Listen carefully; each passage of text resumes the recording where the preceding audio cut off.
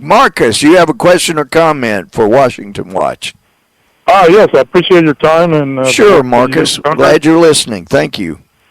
Hey, I just want to ask about impeachment. I know this is always been around for 7 years. We keep talking about it, at least, the regular people like me. And we have enough proof, according to all the information that I can gather, that the president really committed treasonous acts. But what is the point of having that opportunity to impeach a president if we never use it?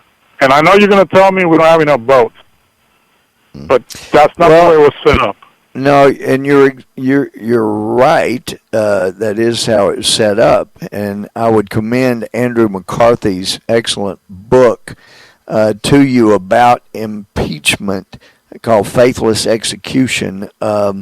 He discusses in there this issue, and you're right, Marcus, and you say you're just a regular person, but I can tell from talking to you that you're not just a regular person. You're plugged in, and I am so grateful there are people like you that understand just how detrimental this president has been to the ongoing of this country. We're really at risk now.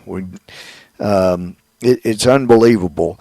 But when it comes to impeachment, as Andrew basically points out, and I hope I'm not doing disservice to him summarizing like this, but it says that is for high crimes and misdemeanors. It doesn't say, the burden of proof beyond a reasonable doubt or anything like that.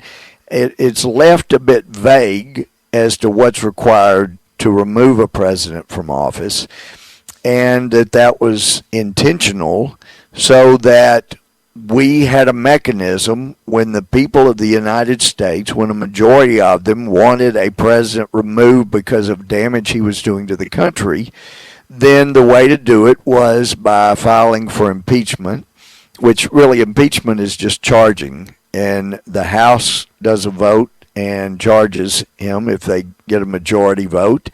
And if they get a majority vote, charging the president with having committed the type of acts that were could be considered high crimes or misdemeanors, which, again, just so vague, then it would go to the Senate, and they would have a trial on whether or not to remove him for office. But it's really a political process more than a criminal process, because it's not a criminal process. It doesn't have to be beyond a reasonable doubt. It's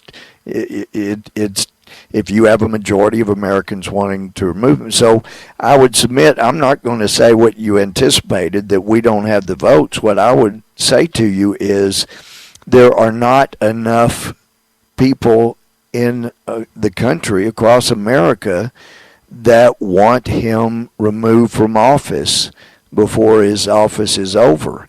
And actually, I've been hoping that long before now we could have taken action to remove Eric Holder while he was still Attorney General.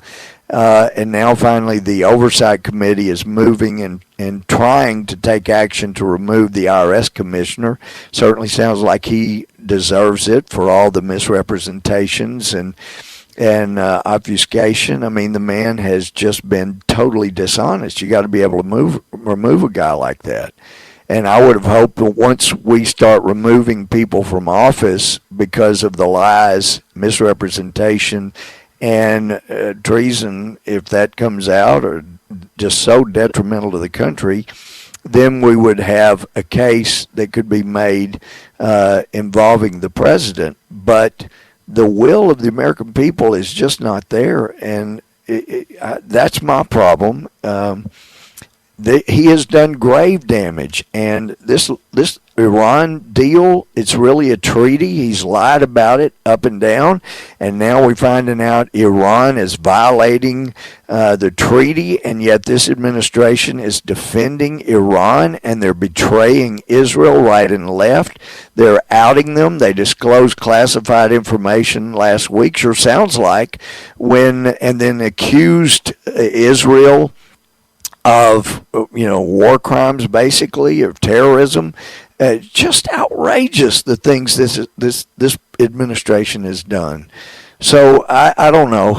There are a number of people that are looking at it. The speaker's race has taken a lot of our time, but I do appreciate your concern because it tells me that you are a red-blooded American without any regard. It wouldn't matter what your race, creed, color, gender was. Obviously, you care about America, and I thank you for listening, Marcus. And we'll keep pushing to see if there's something that can be done.